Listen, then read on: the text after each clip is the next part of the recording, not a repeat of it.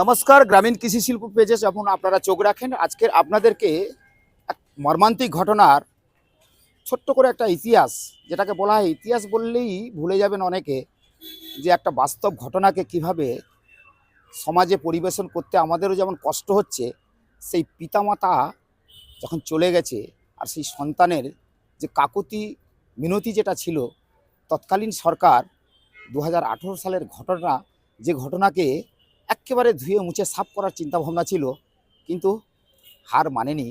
সেই অদম্য ইচ্ছে, সেই পিতামাতা হারার যে সন্তান দীপঙ্কর দাস, পাশাপাশি আজকের আমার মুখোমুখি রয়েছে, কথা হবে দীপঙ্করের সঙ্গে। দীপঙ্করবাবু নমস্কার, দর্শকরা দেখছেন তো। এই যে এত বড় একটা ঘটনা, 2018 সালের মর্মান্তিক ঘটনা, যেখানে তৎকালীন যে সরকার তদারকি করেছিলেন, আপনি সেই সময় আইনজীবীও হননি, তো আইনজীবী হওয়ার পরে আপনি আজকের সেটাকে রিওপেন করেছেন, আবার বিচারের জায়গায় এসছে, কিন্তু সেই সময় আপনার কেমন অনুভূতি হতো? দেখুন, সেই সময় কেমন অনুভূতি হতো, যদি কোনো, আমি চাই না এই অনুভূতিটা আর কোনো সাধারণ মানুষ বা কোনো ছেলে পাক। আমি চাই না এমন দীপঙ্কর আবার তৈরি হোক। কোনো বাবা মা এই যে হত্যাকাণ্ড যারা ঘটিয়েছে 2018 সালে 13ই মে রাত, আমি চাই না এই ঘটনা আবার ফিরে আসুক। সেই সময় যে যে ঘটনাটা ঘটেছে, আমি নির্দিষ্টভাবে কাজ ছেড়ে যখন বাড়ি ফিরছি, আমার বাবা মাকে কয়েকজন ব্যক্তি তারা জ্যান্ত পুড়িয়ে মেরে তারা চলে যাচ্ছে। তারপরে আমি নির্দিষ্টভাবে থানায় কমপ্লেন করি, তার এগেনস্টে কোনো স্টেপ নেওয়া হয়নি আজ পর্যন্ত। এই আজকের প্রথম দোষীদের আজকে প্রডিউস করছি। যাদের বিরুদ্ধে আপনি অভিযোগ করেছিলেন, আজকে তাদের গ্রেপ্তার করা হয়েছে। দীর্ঘ 2018 থেকে আজকে 2026, এত বছর পরে তাদেরকে গ্রেপ্তার করা হলো। আমি যে কমপ্লেনটা করেছিলাম, সেই ব্যক্তিগুলো পুলিশ তাদেরকে ইন্ট্রোডাকশনের জন্য ডাকেও নি, তাদেরকে কোনো কিছু অ্যারেস্টও করেনি। তাদের মনে হয়েছে যে এরা অ্যাকিউজড নয়, আমি যাদেরকে কমপ্লেন করেছি। কিন্তু সেই সময় যারা, সেই ঘটনার পরে আমার বাবা মার দেহ যখন পুলিশ হাইজ্যাক করে নিয়ে চলে যাচ্ছিল সেই দিন রাতে, যেই কজন মানুষ ছিল তারা বডিটাকে আটকে ছিল যাতে নিরপেক্ষভাবে তদন্ত হয় এবং পোস্টমর্টমটা যাতে নির্দিষ্টভাবে হয়, যেই মানুষগুলো ছিল তাদের নামে এফআইআর করে আর তাদের নামে চার্জশিট হয়, তারা জেলও খাটে। এবার যদি ওরা দোষী হয় ওরা সাজা পাবে, আমার কোনো নেই। যদি ওরা দোষী হয় ওরা সাজা পাবে, কিন্তু আমি যাদের নামে কমপ্লেন করলাম, আমি যাদের নামে এফআইআর করতে গেলাম, তাদেরকে কেন ইন্ট্রোডাকশনে ডাকা হলো না? তাদেরকে তদন্ত হলো না। যারা, ওদের মনে হয়েছে এরা 13 জন করেছে, ওদেরকে করেছে, ওরা মনে হয়েছে এদের করেছে, কিন্তু আমি যাদের বিরুদ্ধে কমপ্লেন করছেন তাদেরকে একজনকে ডাকা হলো না। তৎকালীন এখানে সুন্দরবন উন্নয়ন মন্ত্রী মন্টুরাম পাখিরা তিনি প্রেস বিবৃতিতে বলছেন যে এই ঘটনা শর্ট সার্কিট। তারপরে রাজ্যের উচ্চপদস্থ পুলিশ আধিকারিক তিনি প্রেস কনফারেন্স করে বলছেন যে এই ঘটনা পুরোটাই শর্ট সার্কিট, এটা কোনো মার্ডার নয়, কোনো কিছুই নয়। তৎকালীন মুখ্যমন্ত্রী সেম বলি করেছে। তাহলে দেখুন, প্রথম থেকে রাজ্যের বড় বড় মন্ত্রী, তাবড় পুলিশ আমরা, বিধায়ক, মুখ্যমন্ত্রী, তারা যদি এই বুলি আওড়াতে থাকেন যে এই ঘটনাটা পুরোটাই শর্ট সার্কিটের দ্বারা হয়েছে, তাহলে আপনি কি করে আশা করছেন এই ঘটনাটার পরিপ্রেক্ষিতে একটা নির্দিষ্টভাবে তদন্তটা হবে? কারণ প্রথমেই ঘটনা হওয়ার পরে তারা যদি শর্ট সার্কিট থিওরি খাড়া করতে চায়, তাহলে কিভাবে ইনভেস্টিগেশনটা হবে? আজকে সেই 2018 সাল থেকে আমার মনে আছে, আমার যখন এই ঘটনাটা ঘটে প্রায় 5-6 দিন পরে আমার বাবা মার দেহ সৎকারের জন্য, কারণ আমার বাবা মার দেহ খুব অল্প অংশই বেঁচে ছিল, সেই অল্প অংশটা যেহেতু আমরা হিন্দু মতে, তা আমার বাবা মা যেহেতু মারা গেছে তাদেরকে সৎকারের একটু ব্যবস্থা, সেই যেইটুকুনি মাংস কিন্তু থাক, আমাদের সৎকারের যাতে ব্যবস্থা করতে পারি, সেই সৎকারের ব্যবস্থার জন্য আমরা হাইকোর্টে মামলা করি। হাইকোর্টে মামলা করার পরে জজ সাহেব এই যে হত্যাকাণ্ড ঘটেছে এবং তার সেই ডেড বডিটা, সেই মাংসপিণ্ড দুটো যাতে সৎকার হয়, সেই জন্য উনি অর্ডার দেন প্রায় 5-6 দিন পরে, 6 দিন পরে যখন আমি কোর্টে গেলাম তখন। আর ঠিক তারপরে ওরা এফআইআরটা গঠন করে। আমি যখন কোর্টে গেলাম তারপরে পুলিশের মনে হচ্ছে না, এবার এফআইআর গঠন করার সময় এসছে। আমি যখন কমপ্লেনটা করেছিলাম থানায় গিয়ে যখন কমপ্লেনটা করেছিলাম, সেখানে আমার যে কমপ্লেনটা ছিল সেই কমপ্লেনের ওপরে প্রত্যক্ষভাবে সুন্দরবনের তৎকালীন এসপি যিনি ছিলেন তিনি প্রত্যক্ষভাবে লিখে দিচ্ছেন যে প্রথমে এফএসএল করবে, তারপরে পোস্টমর্টম করবে, তারপরে যদি তোমার মনে হয় যেটাকে কোনো ফাউল প্লের দিকে ইঙ্গিত হয় তখন তুমি এফআইআরটা গঠন করবে। তাহলে আপনি ভাবুন, একটা এত বড় একটা উচ্চপদস্থ ব্যক্তি, এত বড় আইপিএস অফিসার, উনি একটা ডিস্ট্রিক্টের main head, law and order maintain করছেন, তিনি যদি এইটা এই কমপ্লেনের এগেনস্টে কমপ্লেনের ওপর লিখে দেয়, তাহলে ইনভেস্টিগেশনটাই কি করে হবে? আমার মতো একটা ছেলে, সাধারণ ছেলেকে কেন আইনজীবী হতে হবে? তাকে কেন এত কোর্টের দরজায় আসতে হবে বলুন তো? কেউ ইচ্ছে করে তো আসে না কোর্টের দরজায়। কেউ তো সরকার যদি আমাকে দেখতো, তাহলে আমাকে এতটা পথ হাঁটতে হতো না, এতটা এখনো হাঁটছি। কোনো ছেলেকে এতটা পথ হাঁটতে হতো না যে এইভাবে থানায় যাওয়া, একজন আইনজীবী মামলা করবে। এগুলো তো করার কোনো প্রয়োজন ছিল না। যদি সেই সময় সরকার যদি আমাকে দেখতেন, যদি যেই ঘটনার সঙ্গে যারা জড়িত তাদেরকে যদি শাস্তির ব্যবস্থা করতেন, তাহলে আমাকে তো দীর্ঘ লড়াই হাঁটতে হতো না। এই এতটা লড়াই হাঁটতে হতো না। এই আইনজীবী হতে হতো না। আমার বাবা-মার জন্য আমাকে সওয়াল করতে হতো না। আজকেরও এসেছি আমি এখানে কাকদ্বীপ আদালতে। আমি বাবা-মার যারা দোষী তাদেরকে শাস্তি আমি সওয়াল করব। তো সেই অনুযায়ী পার্থক্যভাবে যেই ঘটনার সঙ্গে যুক্ত তাদেরকে শাস্তির ব্যবস্থা করতে পারতেন। তাহলে এতটা দীর্ঘ লড়াই হতে হতো না। ইনভেস্টিগেশন পিরিয়ডটাই হচ্ছে কিছুই হয়নি। আপনি ভেবে দেখুন না, যেই ঘটনা ঘটেছে তারপরে ওরা কি সার্চ অ্যান্ড সিজার করেছে, কাদেরকে ডেকে পাঠিয়েছে। আস্থার বিশ্বাস কার প্রতি রাখবেন? কার প্রতি একটা সাধারণ মানুষ হিসেবে কার প্রতি বিশ্বাস রাখবে? সরকারের উপর তো বিশ্বাস রাখবে। একটা মানুষ কি করবে? সরকার মানে কি? সবার সরকার। পার্থক্য প্রত্যক্ষভাবে করে, কারণ দলের সরকার হয় না তো। কোনো দলের তো সরকার হয় না। আমরা সবাই মানুষ। ওই জন্য সংবিধানে প্রথমে লেখা আছে, we the people of India. আমরা জনগণ। আমাদের জন্যে আইন। আমাদের জন্য এই আইন। একদম একদম আমাদের জন্য তো আইন। আমাদের দেখবে না সরকার। আমাদের জন্য আপনি গদিতে বসে আছেন। একদম আমাদের জন্য সরকার চলছে। আমাদের জন্য পুলিশ আদালত এইসব তৈরি হয়েছে, তাদের বেতনের ব্যবস্থা করা হয়েছে, তাদেরকে যেন ঠিকভাবে থাকে তাদের ব্যবস্থা করা হয়েছে। মন্ত্রী আমলাদের তৈরি করা হয়েছে আমাদের ভালো রাখার জন্য, ভালো আইন প্রণয়ন করার জন্য, ভালোভাবে যারা আমরা থাকতে পারি, যে কোনো ঘটনা হলে ইমিডিয়েটলি তদন্ত করার জন্য। এত কিছু সরকার করছে। আপনি প্রত্যেকটা নির্বাচন আসলে, মানে আগে আমরা বিহারকে দেখে হাসতাম, বিহারে এইসব ঘটছে। আর এই 15 বছর বিহারের মানুষ আমাদের দেখে হাসে যে এখানেই আসল মেন। আমরা যদি অন্য রাজ্যে যাই কি বলবো? এখন আমি নিজে আইনজীবী। আমি একটা কাজে আমি চেন্নাই গেছিলাম। চেন্নাই আমার একটা ওখানে যে সাধারণ মানুষ বা উকিলদের সাথে পরিচয় হলো। তুমি কোথা থেকে আসছো? ও পশ্চিমবঙ্গ থেকে, মমতা দিদি।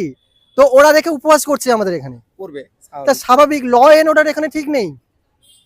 কালকের মুখ্যমন্ত্রী সাহেবের সঙ্গে আমরা দেখা করলাম।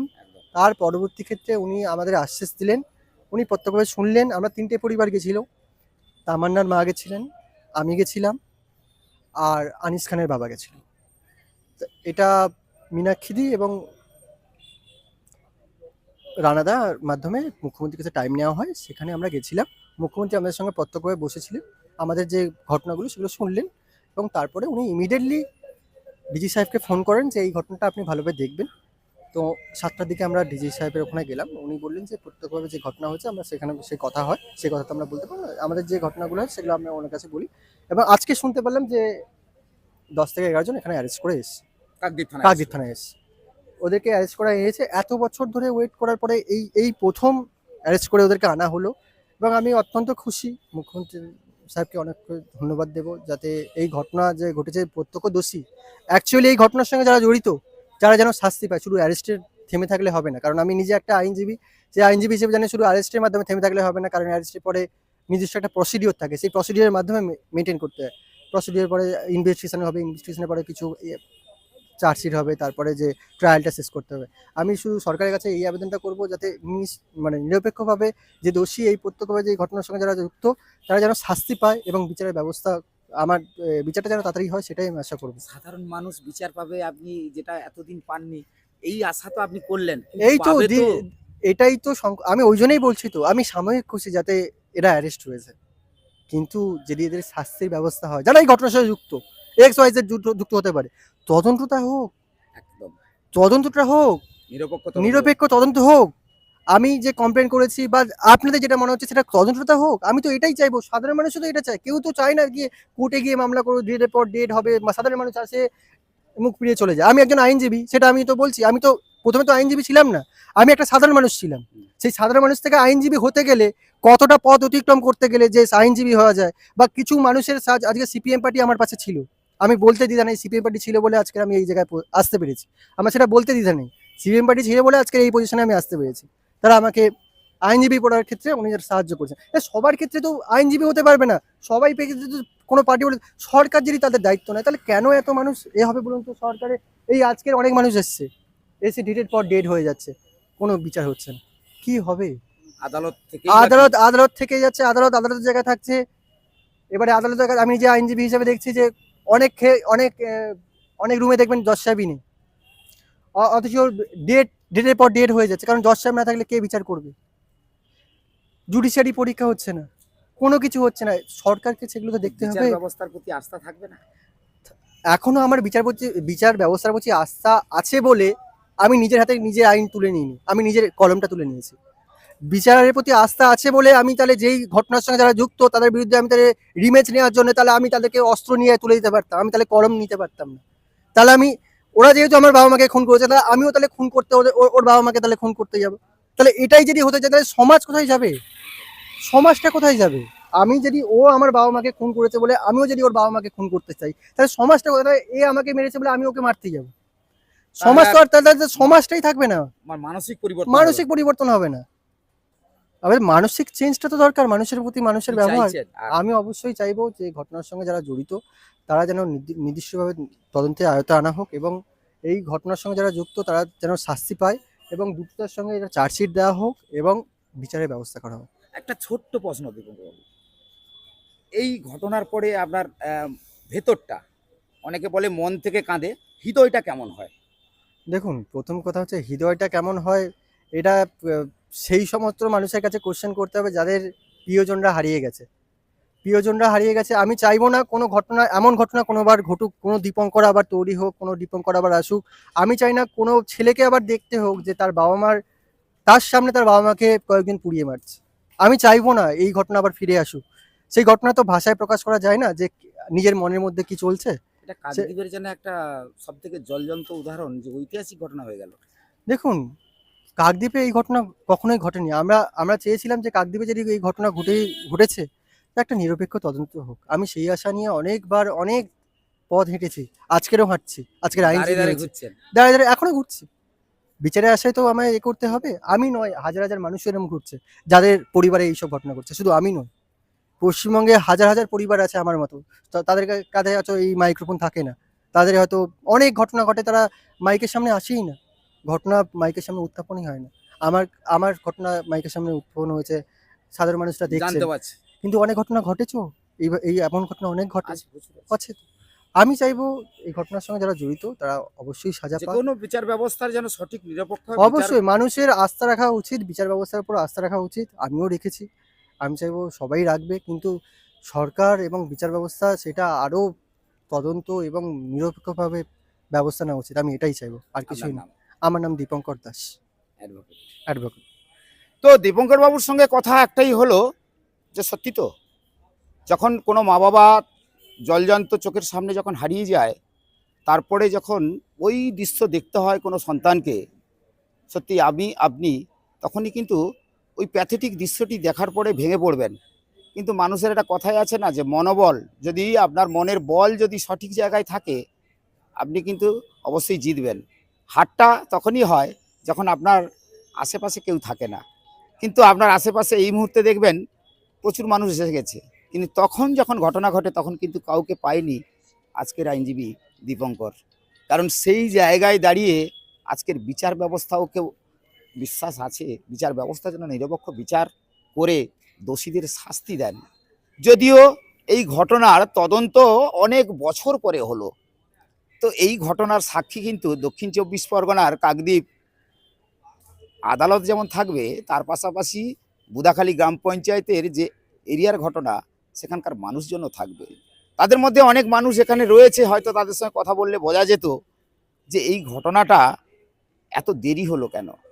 কোনো জায়গায় বিচার ব্যবস্থা যেমন দেখা গেছে, আপনারা যেমন তিলোত্তমার বিচার করতে গিয়ে খুব তড়িঘড়ি বিচার হয়েছে, কিন্তু আবার সেটা রিওপেন হয়েছে।